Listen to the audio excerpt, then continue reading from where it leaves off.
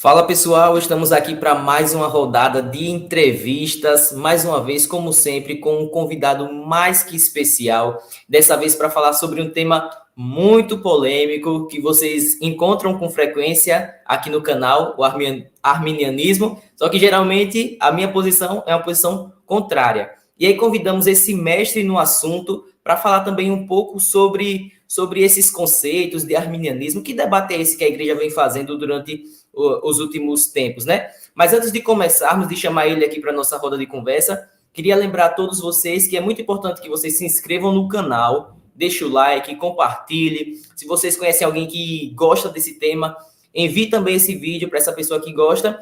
E é sempre bom ficar claro que as opiniões dos entrevistados não refletem necessariamente a posição desse canal. Elas são de particularidades, né? Elas são particulares à própria pessoa que está comentando sobre esse assunto. Então, sem mais delongas, eu queria chamar aqui para a nossa roda de conversa, reverendo pastor, né? Reverendo André de Sá, seja bem-vindo, pastor, bem-vindo ao nosso canal. Como está o senhor? Tudo bem? Graças a paz, queridos, tudo bem, graças a Deus. Vamos aqui prontos para conversar. Esse assunto é a sua especialidade, mas antes da gente entrar nele, propriamente dito, né, queria que o senhor se apresentasse um pouco para a gente, né? O senhor tem uma obra também maravilhosa que eu tive o privilégio de já adquirir e já começar a fazer essa leitura maravilhosa. E conta também para a gente um pouco como foi que o senhor descobriu o seu chamado para o pastoreio e como foi essa ingressada aí no ministério. Ok. O meu chamado, eu tinha 10 anos de idade quando eu me senti vocacionado por Deus para o ministério.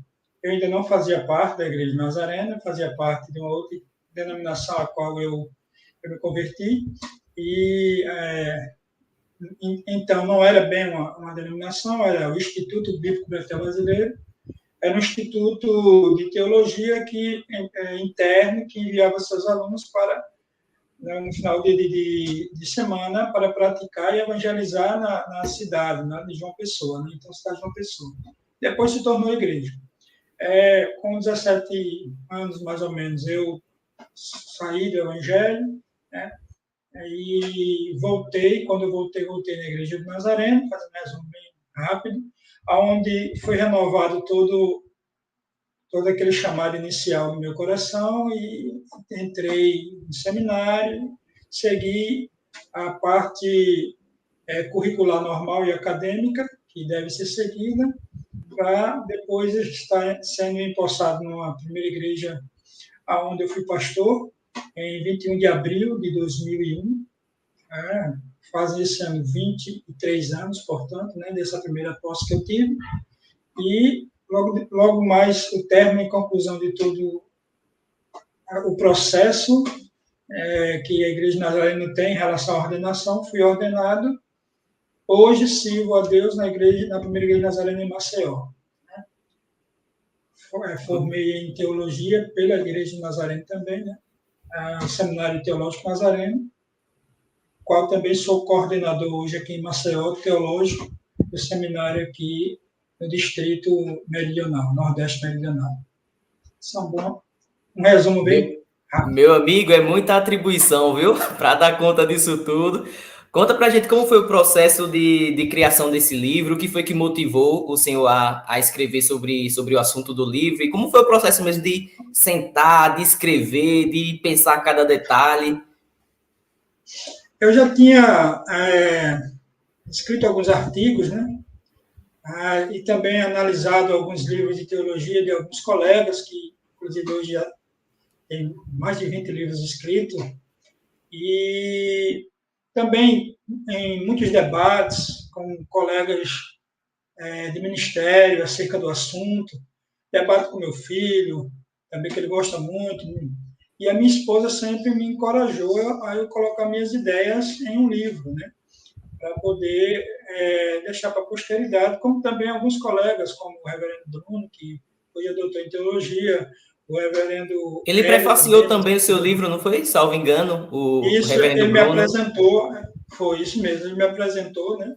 Ele fez a apresentação, e o próprio professor meu, Alcimar Santos, que prefaciou também o livro, ele me encorajou bastante a colocar as ideias no papel e, além disso, ele me deu muita bagagem.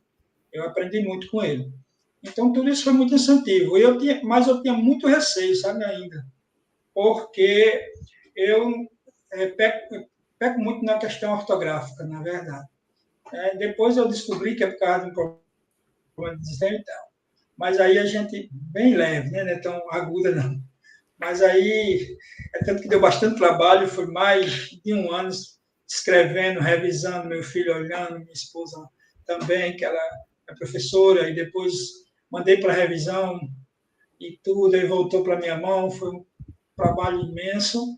E a ideia foi justamente trabalhar um tema que não foi abordado ainda na questão arminiana, que é dar ouvido às obras de Armínio numa linguagem mais coloquial, numa linguagem mais prática, numa linguagem que as pessoas entendam.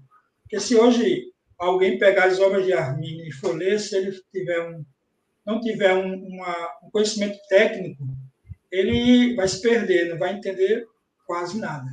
Então, aí eu fiz tipo uma atualização e contextualização de tudo que ele escreveu, como também uma pesquisa em cima das suas fontes primárias. Foi algo voltado para isso aí, na verdade. E aí que a gente vê a graça de Deus manifesta, né? O senhor falou aí da sua luta contra a dislexia, né? E às vezes a gente pensa, Senhor, o senhor me usou, né? Às vezes a gente não se acha assim capaz aos olhos humanos, mas eu comecei a fazer a leitura do livro, excelente, ortografia muito boa, excelente, mas aí a gente começa a entrar no assunto polêmico, né? Quer dizer, dizem que é polêmico, ultimamente está esse debate aí, calvinismo, arminianismo. Como o senhor poderia definir o arminianismo e o calvinismo? Como o senhor definiria? Ok. O arminianismo, sou mais prático, se eu errar no calvinismo, me perdoe, mas o conhecimento é maior realmente do arminianismo. O arminianismo é uma sistematização teológica da soteriologia, no caso da doutrina da salvação, que se baseia em 5 pontos que foram debatidos amplamente por Jacó Arminio, o teólogo holandês, e depois foram reescritos, ou digamos assim, foi organizado, né, em 5 pontos pelos remonstrantes e apresentado no Sino de Dort. Né? Esse é um resumo, é uma teologia que trata da graça de Deus através de alguns decretos, inclusive o decreto do livre-arbítrio. Nós cremos que o livre-arbítrio seja um decreto, eu, pelo menos, creio assim, através do livre-arbítrio, que cremos também ser algo que está totalmente escravizado pelo pecado. Então, resumindo, uma doutrina da salvação, a sistemização da doutrina da salvação, no aspecto mais, digamos assim, vamos colocar essa expressão, humanista da coisa, né? E já o calvinismo é uma doutrina também soteriológica, com um aspecto mais aristotélico, né? Uma visão mais aristotélica, e também baseado na soberania e nos decretos de Deus antes da criação do mundo. É mais ou menos esse o resumo. Se eu errei alguma coisa aí, me corrija. Não, não, imagina. Pegando desse ponto que o senhor falou aí de soberania de Deus, né? E muito calvinista, assim, que chega na doutrina calvinista, aí começa enjaulado com raiva de tudo, acaba dizendo que os arminianos não creem na soberania de Deus, né? Eu queria que o senhor fizesse uma abordagem sobre a soberania de Deus, da forma que acreditam os arminianos, e tentando harmonizar isso com o livre-arbítrio, né? O que é que vocês pensam também sobre livre-arbítrio? Como é que seria? Se existe, se não existe? Como é que o senhor pensa a esse respeito? Boa pergunta. É muito comum o pessoal achar que, por termos o livre-arbítrio, né, por crermos no livre-arbítrio, nós deixamos de lado a soberania de Deus. Isso não é um fato, na verdade. Nós cremos sim na soberania dele e cremos que o livre-arbítrio está subordinado também à sua soberania. E para nós fica muito mais fácil fazer uma correlação entre o livre-arbítrio e a liberdade humana, porque quando nós cremos no livre-arbítrio, como cremos no livre-arbítrio, então nós entendemos que o livre-arbítrio, quando criado no Jardim do Éden, foi algo muito bom, muito puro e com o viés de santidade. Porém, quando o homem pecou, esse livre-arbítrio, como diz Armínio, ficou aleijado, defeituoso, inerte, sem condições alguma de operar. É que se ele consiga operar apenas para maldade, para cometer pecado contra Deus. Então, na verdade, o homem se tornou escravo a partir daí, então, e apenas satisfazendo seus próprios desejos. Quando a graça preveniente alcança o homem através da revelação da mensagem do Evangelho, esse intelecto do homem é liberto novamente. Veja bem, eu usei a expressão intelecto porque nós cremos que esse momento em que a mensagem chega ao ouvido, não necessariamente o homem já é regenerado ali, mas ele tem uma liberdade de entendimento. E ele começa a perceber que há um outro caminho que ele pode seguir, e aí é quando ele toma a decisão, através da fé em Cristo, que é derramada por Deus, e ele opta por aceitar esta graça. Quando ele aceita a graça, então automaticamente ele é regenerado, justificado e adotado, e aí se torna servo. Então, o livre-arbítrio, depois da queda, não tem muito mais serventia, né? Nem antes de se converter, muito menos depois, porque antes somos escravos do pecado. E depois da conversão, somos servos de orelha furada e servo não ter vontade. Essa é a nossa visão. E a soberania de Deus, ela age justamente na sua presciência, sabendo de antemão todos os fatos que irão acontecer e intervindo, algumas vezes, outras não, e outras tendo a plena certeza de que toda decisão tomada em relação à nossa vida vai culminar, vai cooperar para a sua vontade. Como diz o verso, tudo coopera para o bem daqueles que amam a Deus. Então, nesse caso, nós vemos uma soberania com mais liberdade dentro dos parâmetros estipulados por Deus no Jardim do Éden e também após da escravidão, ou seja, é um livre-arbítrio limitado. Ele não é um arbítrio de julgamento livre, né? Nenhum ser humano tem esse livre-arbítrio. A verdade é essa. Né? Alguns até acreditam que nem Deus, né? Mas aí é outro tema. Mas eu acredito que nenhum ser humano tem esse livre-arbítrio pleno. E tudo em relação ao ser humano é limitado dentro de uma ordem pré-ordenada, dentro de uma lei pré-ordenada por Deus. No Éden, Deus pré-ordenou. A árvore do fruto, comer ou não comer. Então, o julgamento estava dentro daquele padrão. E hoje, quando Jesus liberta o entendimento através da palavra e da graça preveniente, também há um padrão. Você aceita a graça ou rejeita. Então, esse é o julgamento feito em cima disso aí. Por isso que chamamos de arbítrio, né?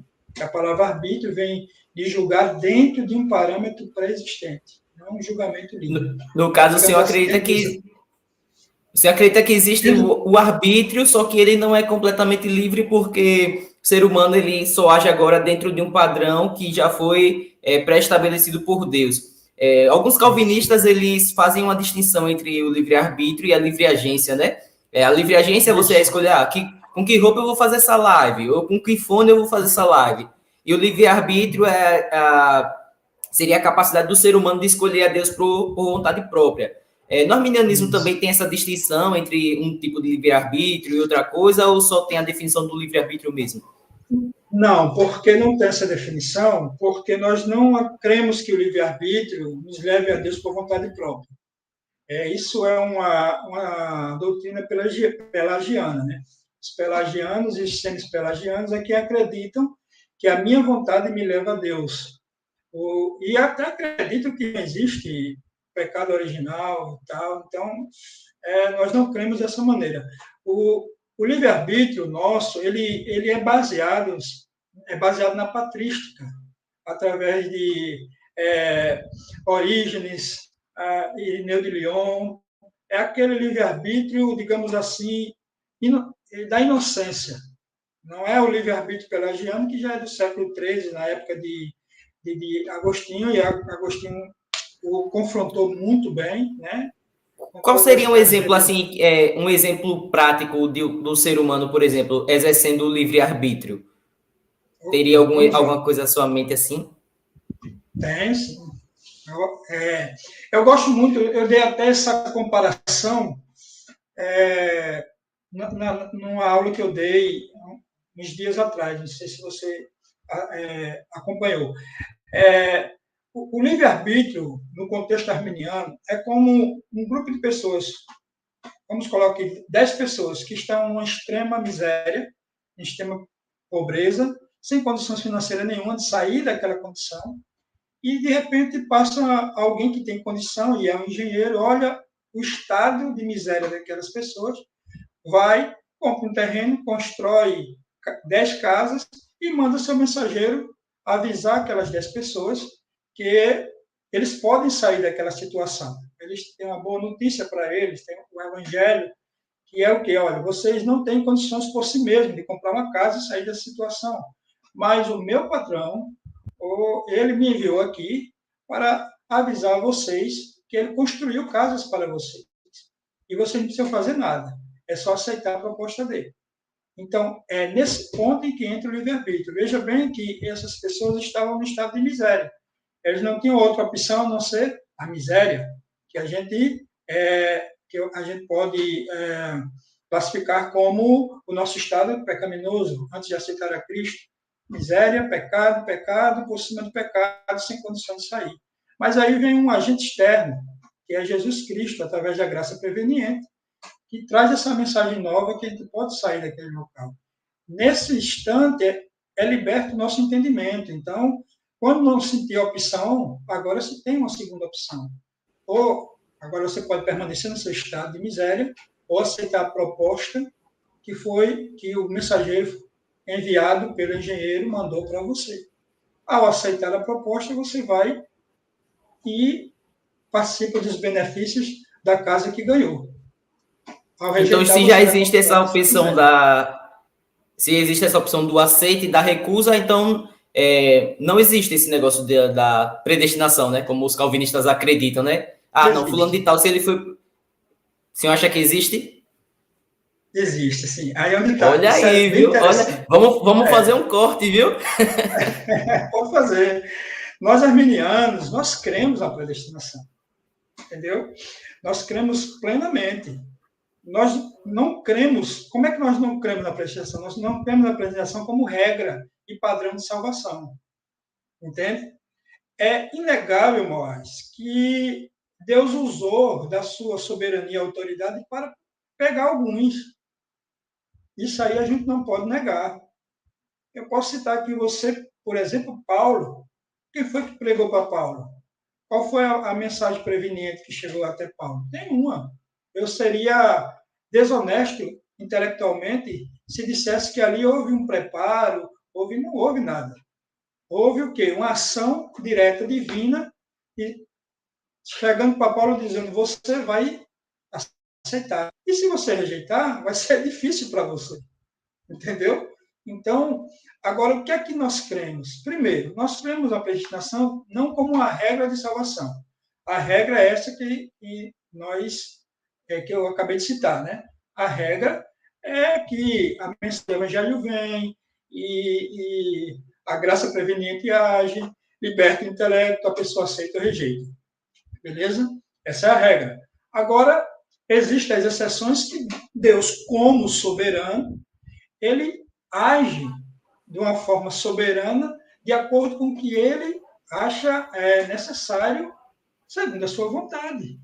Né? Até porque, pelo contexto de Saulo, na época, né? Há uma controvérsia do nome e tal, mas isso aí não importa, ele no contexto dele, era quase que impossível um discípulo chegar até ele para pregar.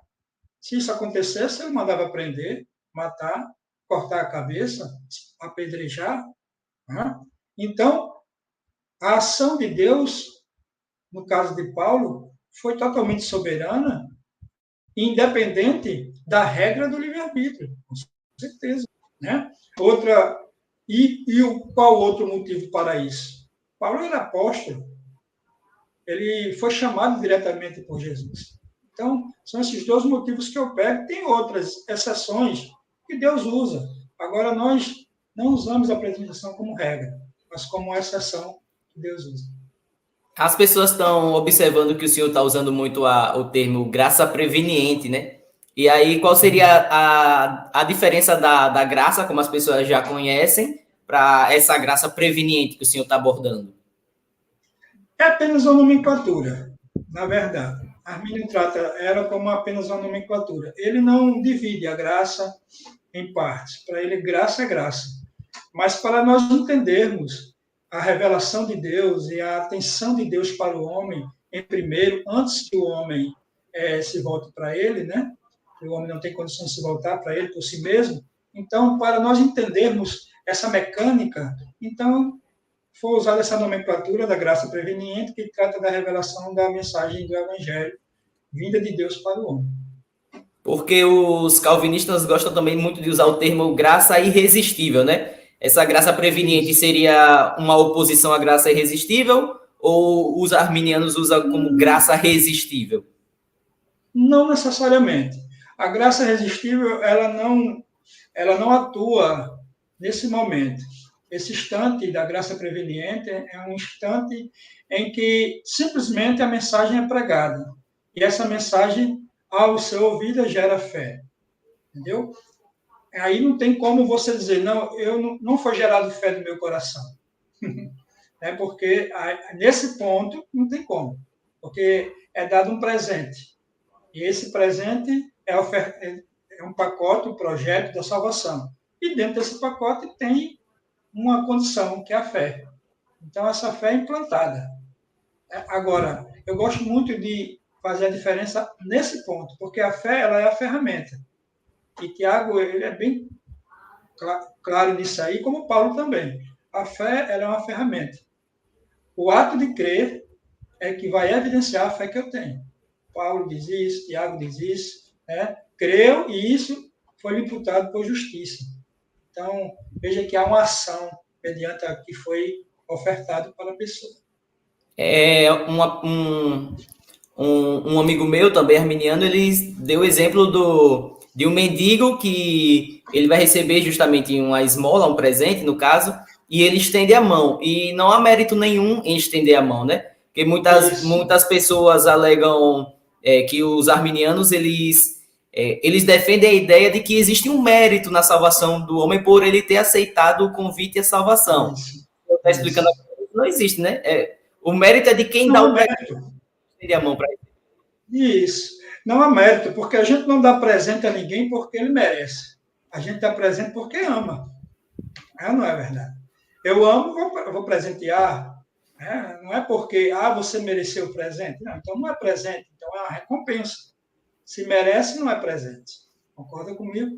Então, não há merecimento em aceitar. O merecimento está naquele que deu o presente. No caso do engenheiro, ele construiu as casas, mandou o mensageiro, fez todo o trabalho, enviou o carro para pegar o povo para levar para lá.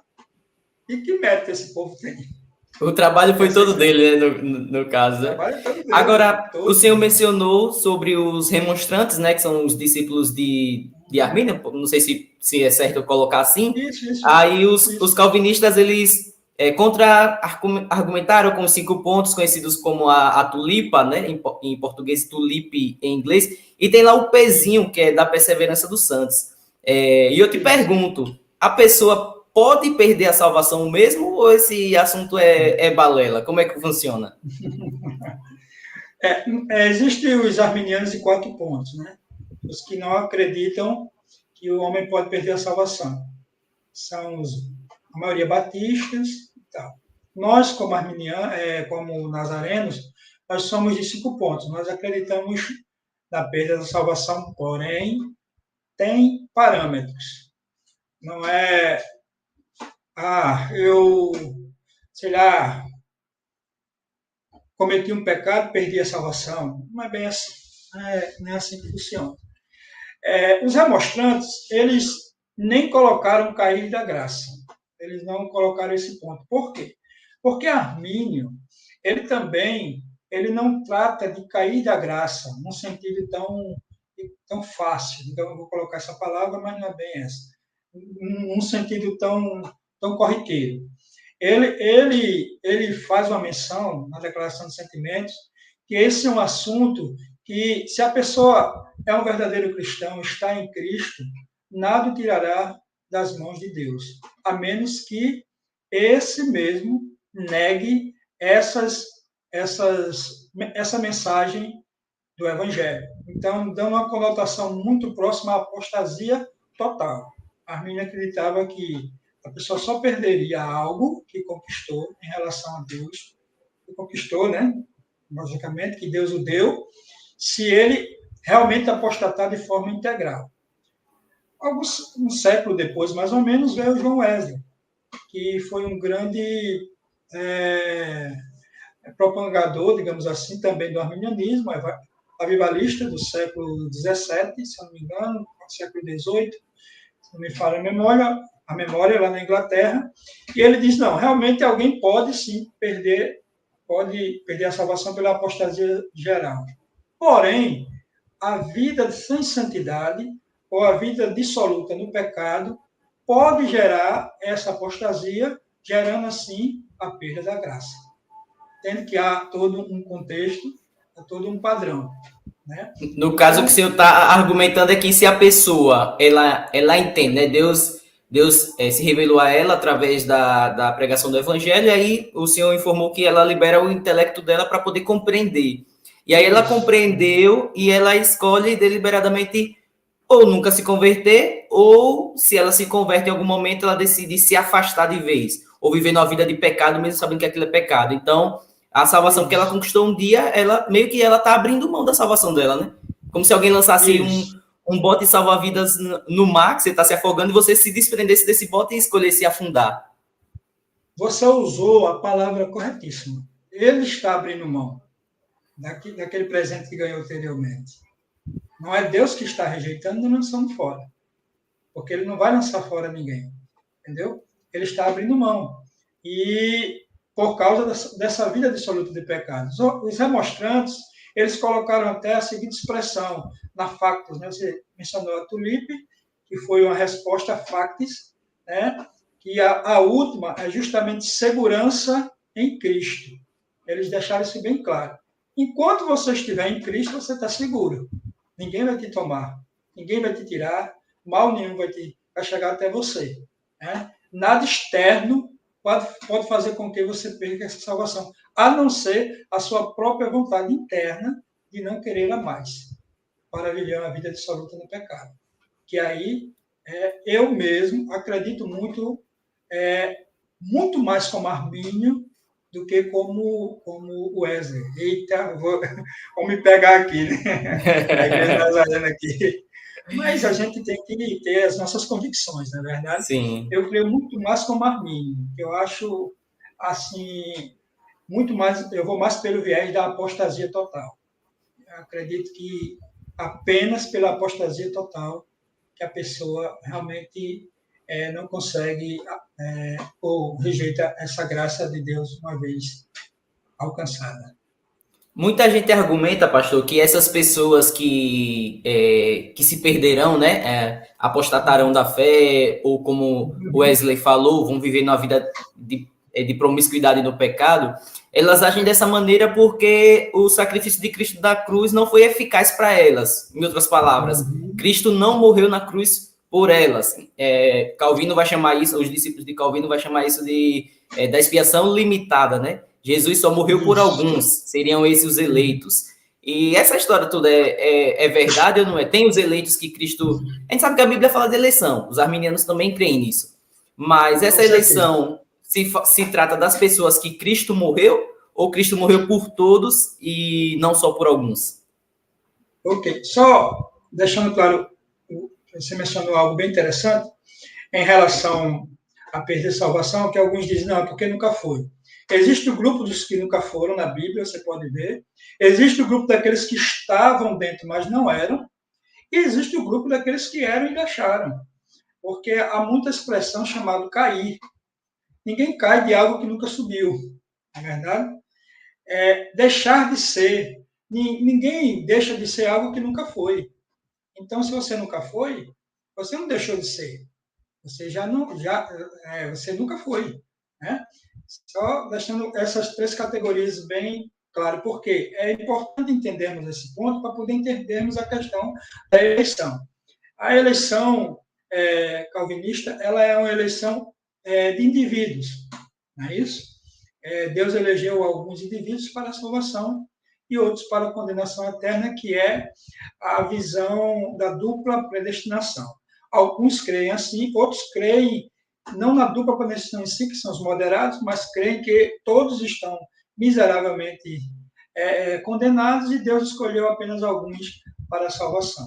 Não que Deus tenha escolhido outros para condenação, mas eles já estão condenados. Nós cremos da seguinte forma, que Jesus morreu por todos os homens. Morrer por todos os homens não significa dizer que todos os homens serão salvos.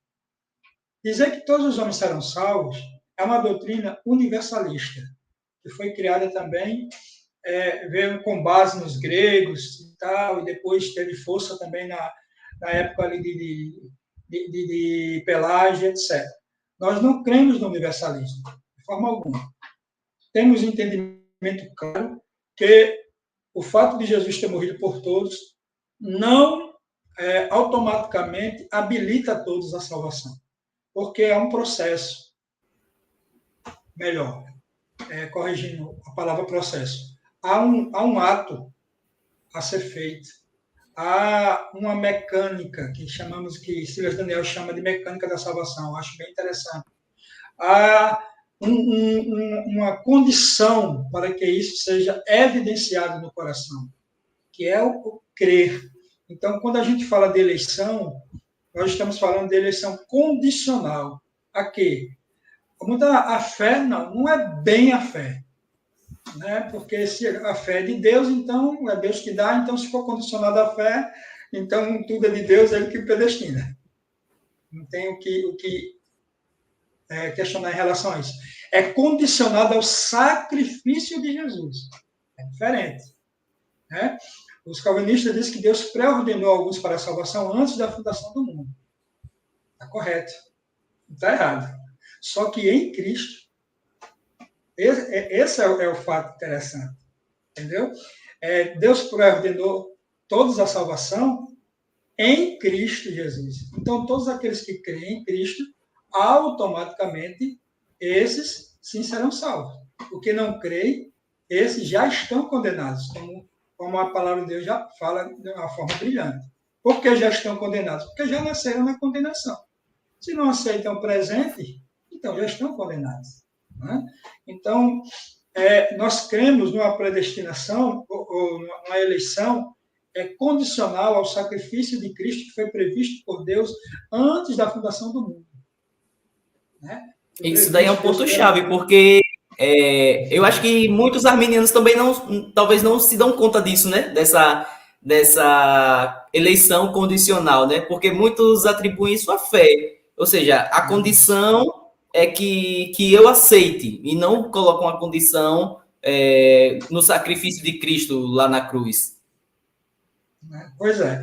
É porque durante muito tempo o arminianismo, principalmente aqui no Brasil, ele foi tratado de forma muito superficial e deturpada. Né? Infelizmente. É um assunto que posteriormente a gente pode tratar. Então, muitos absorveram muitos ensinos pelagianos, até de um autorzinho aí que eu vou colocar aí já para ninguém ir atrás, chamado Charles Finney. É um evangelista, um pregador mais pelagiano. Então é herético. infelizmente, é herético, né? Cai muito no pelagianismo. Então, ele foi absorvido muito da doutrina escrita nos livros dele, que ele é muito popular, foi no meio arminiano, aqui em décadas passadas. Por quê? Por não ter a bagagem do original, digamos assim. Hoje nós temos a tradução do original das obras de Arminio, e quando você olha o que Arminio escreveu, eu acho que muitos arminianos vão deixar de ser arminianos quando lêem as obras de Arminio. Porque ele crê nos decretos, crê plenamente nos decretos de Deus, crê na predestinação da forma que estou te mostrando. No livro dele, volume 3, fala bem claro em relação a essa condição em Cristo. Ele deixa claro que é em Cristo. E essa condição de Cristo é que gera a fé no coração.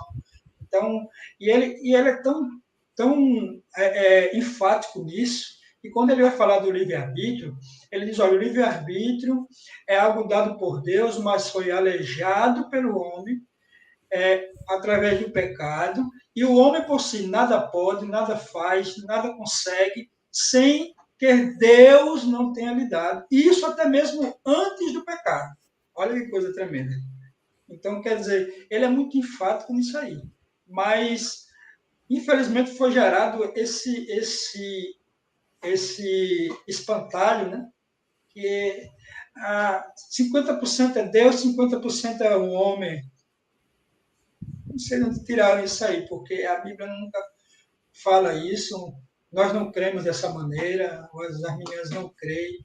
Então, essa é a nossa missão nos últimos dias, é tirar esses espantalhos. São chamados, como o senhor falou, falsos espantalhos, porque muitos calvinistas até usam esse argumento para bater nos arminianos, sendo que não é uma coisa que eles defendem, assim, né?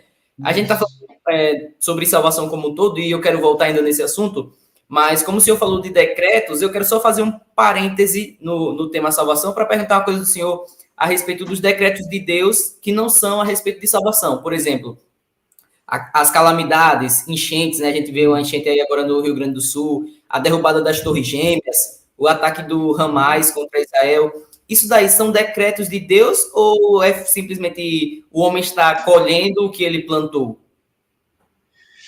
Muito boa pergunta. E Arminio ele classifica isso aí de uma forma bem prática.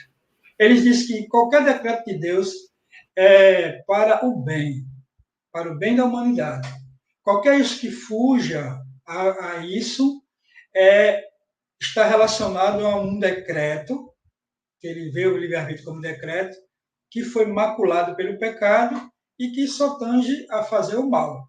E é interessante porque vai de encontro justamente ao que Calvino fala quando ele... Não, perdão, Calvino não. Agostinho fala quando ele está falando acerca do livre-arbítrio, ele diz, se existir o livre-arbítrio, não é Calvino, se existir o livre-arbítrio, é apenas um meio para a condenação do homem, ou seja, para o mal, porque está preso, é escravo do pecado. Então, há uma concordância nisso aí, se você prestar atenção. Para Arminio, os decretos são para o bem, porém, como o homem está maculado por um livre-arbítrio totalmente fora dos padrões divinos, que foi perdido no Jardim do Éden, e totalmente depravado, né? Então, tudo que ele faz vai culminar em sua própria condenação. Entendeu? Então, calamidades, vamos colocar aqui num contexto bem prático, desmatamento provoca calamidades, e quem que faz desmatamento é Deus ou o homem? Então, aí você vai vendo outros fatos que o homem faz. Eu sempre gosto de dizer, as pessoas me perguntam, mas Deus não criou todas as coisas? Eu disse, criou todas as coisas que não existiam. Ele fez aquilo que não existia, passou a existir. O homem criou coisas também. Aí a pessoa, não, mas o homem não cria, inventa, mesmo. Aí você está forçando a amizade. Porque não há diferença de inventar e criar. O que há diferença é entre a criação primária, aquilo que foi criado sem que nada existisse, e as criações oriundas da primária. Acho que o fato de nós sermos seres criativos também reflete um pouco de sermos a imagem de Deus, não? Isso. São os atributos comunicáveis de Deus para nós. Voltando naquele tema da salvação, tem uma frase que não é calvinista, mas os calvinistas usam muito, que é a frase de que Deus odeia o pecado e odeia também o pecador. Como o senhor avalia essa frase? Eu acredito que Deus odeia, não gosta do ímpio. Eu acredito plenamente. Mas a gente até debateu sobre isso. Né? Eu só não acredito que Deus tenha prazer na sua morte, porque a Bíblia não mostra isso. Deus não tem prazer na morte do ímpio. Agora, é óbvio que Deus não vai gostar de alguém que tem um comportamento de rebelião contra ele. Isso é notório. Nem o pai faria isso com o filho. Qual pai que vai amar? Amar não, porque amar está em outro patamar, mas vai gostar do comportamento de um filho que é rebelde contra ele. Não, nem o pai vai fazer isso. Agora o pai quer que ele morra? Não. Quer que ele se arrependa? Então, o ponto é, Deus, ele odeia o pecado, odeia o pecador, mas não tem prazer na sua morte. Mas não quer que ele morra. Falando desse tema de pecado, tem muitas questões teológicas que, durante os séculos, os pais da igreja não conseguiram resolver essas questões. Mas aí o que foi que eu fiz? Eu trouxe o senhor para que o senhor pudesse resolver elas hoje. Pastor, quem criou o pecado se Deus é o criador de todas as coisas? Uhum. Eu não sei se eu vou resolver, porque eu também, se eles não resolveram, imagina eu. Mas eu tenho uma concepção, pegando justamente aquela premissa que eu falei inicialmente, de que o homem tem o poder criativo, né? A gente precisa definir, eu gostei muito bem, até foi Calvino que fez essa separação, não, foi Agostinho, agora foi Agostinho mesmo, que fez a separação quando perguntaram ele quem criou o mal. Ele fez a seguinte pergunta: primeiro, precisamos definir de que mal você está falando. Existe o mal primário e existe o mal do mundo material em que vivemos. Então, se você está falando do mal do mundo em que vivemos, então o homem ele é o responsável e criador desse mal e que cria esse mal a cada dia com suas atitudes, né? Chamamos de pecado atual, não é isso? E existe o mal cósmico, né? Esse mal cósmico, e dele veio o pecado atual que nós temos agora. Quem criou ele? Se a gente levar pelo pressuposto de que Deus criou o homem com poder criativo e alguns anjos com esse poder criativo, então, no meu ponto de vista, o criador do mal é uma criatura de Deus, mas não necessariamente Deus. De forma alguma. Eu gosto muito de dar um exemplo. Deus criou o automóvel? Não. Mas não criou o homem? Ele não poderia ter criado o automóvel por tabela? De forma alguma, não tem lógica. Né? Ele deu poder criativo para criar. E o homem o automóvel. Então, da mesma forma, é o mal. Uma criatura criou esse mal. Né? E que quando a gente... E é interessante, Moés, porque quando a gente fala de mal criado, né, pela figura mitológica de Lúcifer, que nem existe esse nome na Bíblia, né, pelo inimigo de Deus, vamos colocar assim, não é aquele mal, digamos assim, hediondo, que o mal hediondo originou-se de um mal inocente. Isso aqui é interessante. Como é que alguém puro consegue ter uma maldade no coração? Porque a maldade ela surge de algo inocente, nunca é de algo hediondo. Sempre é de algo inocente. Muita gente argumenta que não era tão inocente assim, porque talvez Eva tivesse aquele desejo, aquela ambição de saber o mal, saber o bem, fazer o discernimento entre bem e mal e ser igual a Deus. Como o senhor responde essas questões? Assim, mesmo nesse contexto, é inocente. Mesmo você tendo o desejo de conhecer. Porque o problema não é o desejo de conhecer, é a forma como você vai adquirir esse conhecimento. Esse foi o problema de Eva. Entendeu? Porque ela de todo jeito ia conhecer a Deus. E o bem e o mal. Porque Deus ia ensinar a Adão e Adão ensinar ela, logicamente. Eu creio nisso, Deus não ia deixá-los na inocência o tempo todo.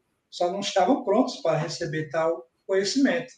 E o desejo de ter conhecimento em si é um desejo inocente.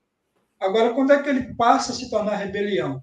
Quando eu tenho um meio ilegítimo para alcançá-lo. Isso é em tudo. Vou dar um exemplo bem clássico.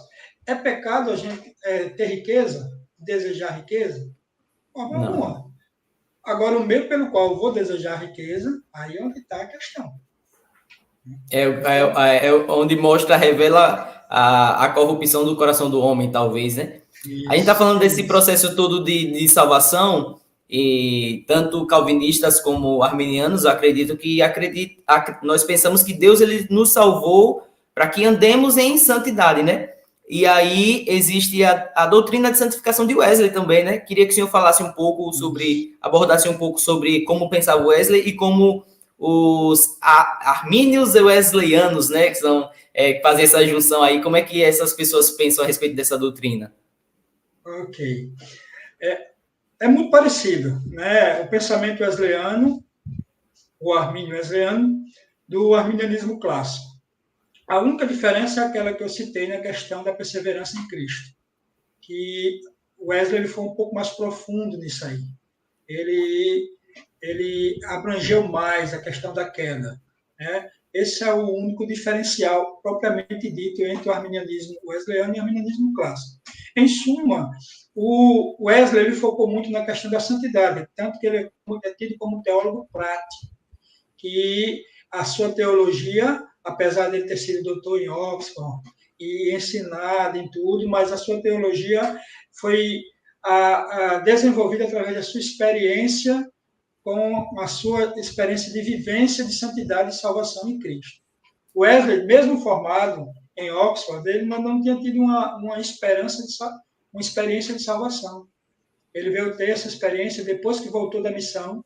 Olha, missionário nos Estados Unidos. Na volta, o navio começa a afundar e ele começa a entrar em desespero. E naquele desespero, uma tempestade muito grande, né? Naquele desespero, todo mundo clamando e chorando, ele olha para um grupo de irmãos chamados Irmãos Moráveis que cantavam ao invés de entrar em desespero. E aquilo impactou muito ele. E quando o navio não naufragou, eles conseguiram chegar ao porto, mas só que aquilo ficou na mente dele. E ele foi lá conversar com o chefe dos moráveis, perguntou o que aconteceu, que na hora da tempestade todo mundo em desespero e vocês estavam cantando.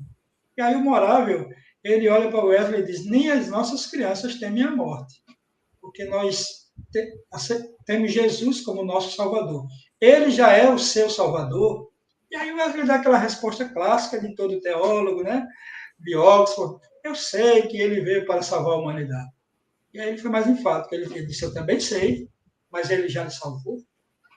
Então, aí é quando o Wesley tem um impacto, começa a buscar esses irmãos e ali ele tem uma experiência de novo nascimento. E quando ele nasce de novo, ele chama de primeira obra da graça ou santificação inicial. E depois ele tem uma nova experiência, que alguns chamam de plenitude no Espírito, batismo no Espírito Santo, e que ele chamou de inteira santificação. Ele chamou de segunda obra da graça.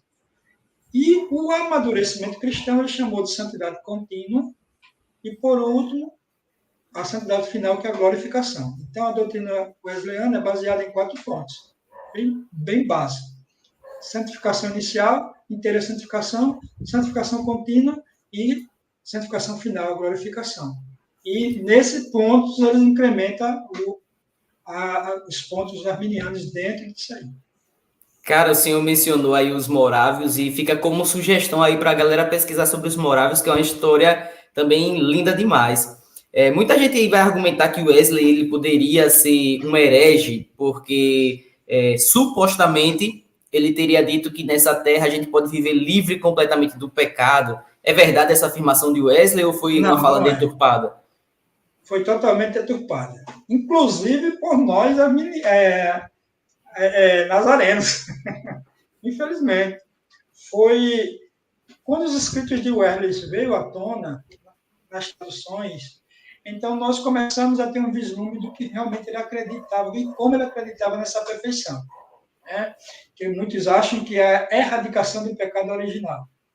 E não é. O Wesley não acreditava que o pecado original pode ser erradicado. Ele acreditava no controle do desejo pecaminoso. Através do Dominar fruto o do pecado, Espírito. no caso. Isso. Era nisso que ele acreditava. E como? Com algo que ele chama de perfeito amor. Quanto mais você ama Deus, menos você sente vontade de pecar. Esse é o ponto. O John Piper é o teólogo calvinista que ele vai falar uma frase assim, que Deus ele é mais glorificado em nós quando estamos mais satisfeitos nele, né? Acho que poderia fazer uma junção com essa frase aí de Wesley, Não, que realmente quando nós amamos a Deus, nós conseguimos, né, nos dedicar mais a ele, né?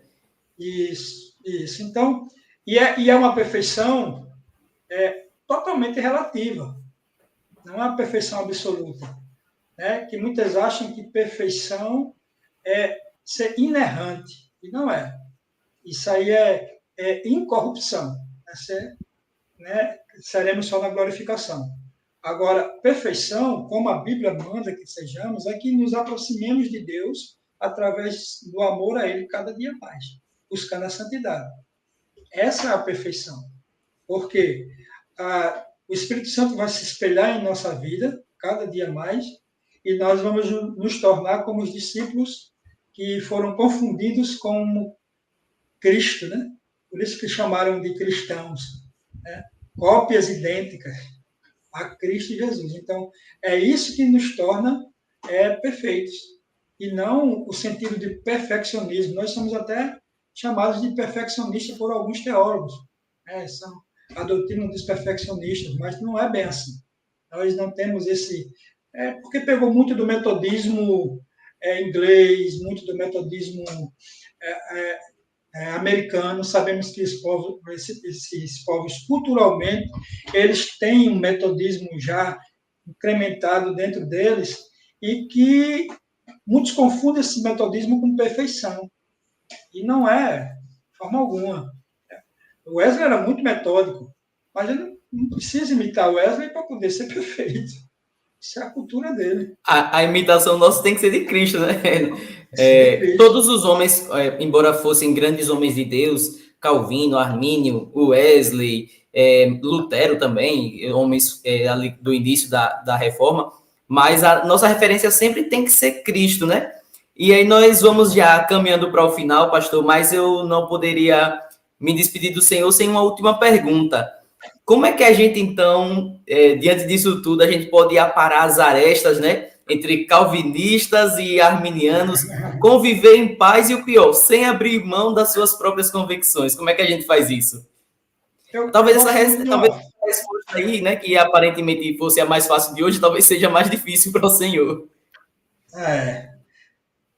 Não, mas eu não acho. Eu gosto muito de uma frase de Padre Fábio de Mello. Ele diz: o que nos une é maior do que aquilo que nos separa. Entendeu? Se nós olharmos bem direitinho, examinarmos bem direitinho, não estamos tão distantes do outro. Cremos no único Deus, trino, cremos na salvação através da graça dele, só por ele, unicamente por ele. Né? Cremos que esse Deus virá um dia, através de Jesus Cristo, seu Filho, para nos resgatar completamente, através da glorificação. Então, nós temos mais pontos em comum do que contraditórios. E que, no meu ponto de vista, os pontos contraditórios são muito mais irrelevantes do que relevantes para a nossa salvação e para a nossa comunhão. A questão da presença que você falou, nós cremos nela de uma forma diferente, mas cremos. Né? Então, não é algo que venha nos separar de uma forma tão clara. Mas sim, eu vejo como perspectivas. Muito desse furor, digamos assim, surgiu já na época de Armínio, né? Mas muito mais por conta de algo político. Eu tenho até um artigo sobre isso, depois, se você quiser, eu posso te mandar. E não foi tanto por questões doutrinárias em si. Então, a gente não precisa brigar, porque os povos do século XVI tinham uma concepção de expurgar heresia de uma forma totalmente distorcida. e de analisar também as heresias de forma distorcida. A gente não precisa brigar por isso. Acho que podemos sim conviver, coexistir como cristãos, com um objetivo maior. Eu convivo com alguns calvinistas, até vários, né, da presbiteriana, irmãos amados, que fazemos ações sociais juntos e tudo, e em conjunto com a nossa igreja. Eu acho que não precisa de colocarmos um muro. Eu acho que está na hora da gente quebrar os muros, sabe? Romper esses muros e olhar para dentro de cada um e ver a obra de Deus dentro de cada um. Porque eu gosto sempre de dizer, mas defeito todos têm. Calvino tinha, Armênio tinha, o Wesley, todo mundo. Você bem falou, o nosso único espelho é Jesus. E Jesus, o contexto dele foi entre judeus, aí as facções judaicas, né? Fariseus, saduceus, essênios, zelotes, olha o tanto. E ele pregou a palavra para todos eles. Uns acreditavam que ressuscitava, outros não ressuscitava, outros acreditavam que o Messias ainda estava para vir e tal, e ele não se importou muito com essas arestazinhas de detalhe. Ele se preocupou mais com a sua missão de trazer o reino de Deus para o mundo. Eu acho que é isso que a gente deve se preocupar. Amém, glória a Deus. Pastor, agradeço demais a participação do senhor. Queria que o senhor informasse aí como é que as pessoas te acham nas redes sociais e como fazem para adquirir o seu livro também, hein? Que o senhor acabou de lançar, está fresquinho e acho que se aprofunda um pouco mais nisso tudo que a gente já conversou, né? Com certeza. Eu tenho um Instagram, né? André Teólogo, meu Instagram, só de teologia, e tem o meu pessoal, que é André de Sá Pereira. E também tem um canal, né, Teologia Prática, que eu estou preparando alguns vídeos para colocar lá ainda. Né? Eu assisti algumas aulas do pastor André, recomendo demais, está muito bom para vocês que querem se aprofundarem, podem ir lá que realmente está show de bola. Parabéns pela iniciativa, pastor. A gente está nesse projeto de divulgação, na verdade, do arminianismo, de forma correta, né? Como está nas obras dele, e tirar esses espantalhos, esses mitos, que eu nem acho que seja culpa nem de um lado nem do outro, mas sim da própria desinformação. E quando vem a informação, todo isso que é obscuro se dissipa, né? E graças a Deus vem a verdade vem à tona. Estamos com esse trabalho aí, estamos dando aula na terça-feira, unicamente sobre a teologia arminiana e wesleyana. Se alguém quiser acompanhar também, fique à vontade. Eu estarei mandando o link para o Moaz, ele pode entrar em contato com ele também, e também no nosso canal. Com certeza. Eu agradeço demais, né? Nada, quem agradece sou eu. Para a gente finalizar, queria que o senhor deixasse uma mensagem aí para aquelas pessoas que vão assistir esse vídeo futuramente, daqui a não sei quantos anos, quando a gente não estiver mais aqui. Qual a mensagem que o senhor pode deixar para essas pessoas? Venha com a mente aberta. Eu sempre gosto de dizer isso. A gente não pode fechar a mente para aprender novas coisas, mesmo que a gente não concorde. Vamos aprender. Aprender é sempre bom. E aprenda de forma imparcial. No final, você tem a sua posição. Ninguém tem intenção aqui de mudar a convicção de ninguém, apenas de trazer informação, trazer educação e eclesiástica, acadêmica, teológica, que é muito importante. Estude teologia. Abra a mente para isso também, que durante muito tempo aqui no Brasil foi tolhido com aquela velha vertente de que quem era teólogo não era espiritual. Isso é totalmente fora da Bíblia. Então, aprenda, abra a mente, escute, brigue menos, escute mais e aprenda mais. Rapaz, esse conselho aí veio com uma flechada no meu coração. Eu preciso realmente, confesso que eu preciso tomar posse desse conselho aí. Mas, pessoal, esse é o pastor reverendo da Igreja do Nazareno, igreja comprometida com o ensinamento bíblico, igreja séria. Você pode acompanhá-lo pelas redes sociais que ele já informou. Agradeço a todos vocês que assistiram até o final essa live. Comente, compartilhe, jogue naquele grupo que tem muito calvinista, você joga lá para provocar eles. Se você tiver grupo arminiano, você também joga lá para que eles gostem também. E estamos juntos, fiquem atentos nas nossas próximas entrevistas, dos próximos convidados. E agradeço a todos. Pastor, mais uma vez, até a próxima. Muito obrigado pela sua participação e até mais.